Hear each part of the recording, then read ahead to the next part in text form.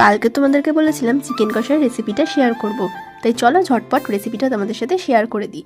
এখানে 1 কেজি 250 মতন চিকেন আছে, আর তার মধ্যে আমার দিদি মাখিয়ে নিয়েছে 3 চামচ নুন, অনেকটা পরিমাণ সরষের তেল, 3 চামচ লঙ্কা গুঁড়ো, 2 চামচ হলুদ গুঁড়ো, আর তারপর খুব ভালো করে মাখিয়ে নিচ্ছে। ও চিকেনটা দারুণ বানায়, তাই ওকে বলেছি তুই আজকে রান্নাটা কর। তারপর দিয়ে দিল 1/2 চামচ ভিনিগার।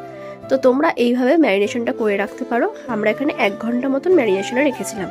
এবার কড়াইতে আবারও সর্ষের তেল দিয়ে দিতে হবে, আর সর্ষের তেলে চিকেন কষাটা দারুণ হয়। তারপর একে একে ও তেজপাতা, একটা গোটা শুকনো লঙ্কা, একটা বড় এলাচ, একটা দারচিনি, 3টে ছোট এলাচ, কিছুটা লবঙ্গ, কিছুটা গোলমরিচ ফোড়ন দিয়ে 6টা মতন মাঝারি সাইজের কুচনো পেঁয়াজ তেলে দিয়ে দিয়েছে। কিছুক্ষণ নাড়াচাড়া করার পর 2.5 চামচ মতন আদা বাটা দিয়ে আবারও ভালো করে কিছুক্ষণ কষিয়ে নিতে হবে। তারপর আবারও 1 চামচ রসুন বাটা দিয়ে কিছুক্ষণ কষিয়ে নিতে হবে। ভালো করে কষানো হয়ে গেলে এরপরে দিয়ে দিতে হবে পেঁয়াজের পেস্টটা। তো এখানে আমরা 6 থেকে 7টা বড় পেঁয়াজ পেস্ট করেছিলাম, সেই পেঁয়াজের পেস্টটা দিয়ে মশলাটা কষাতে হবে খুব ভালো করে।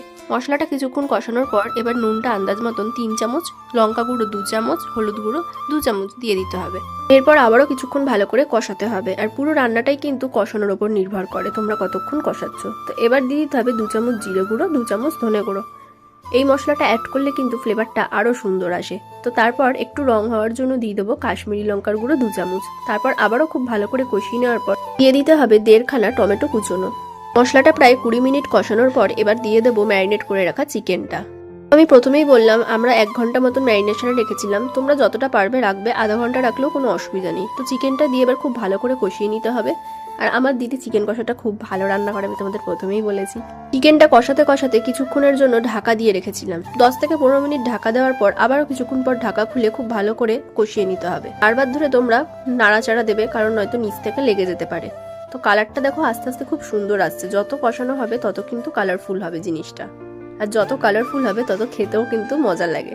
এবার দিয়ে দেবো কিছুটা কাঁচা লঙ্কা। অনেকক্ষণ কষানো হয়ে গেছে, আর এই চিকেনটাতে কোনো রকম জল আমরা ইউজ করিনি। এরপর দিয়ে দেবো 2 চামচ মতন গরম মশলা।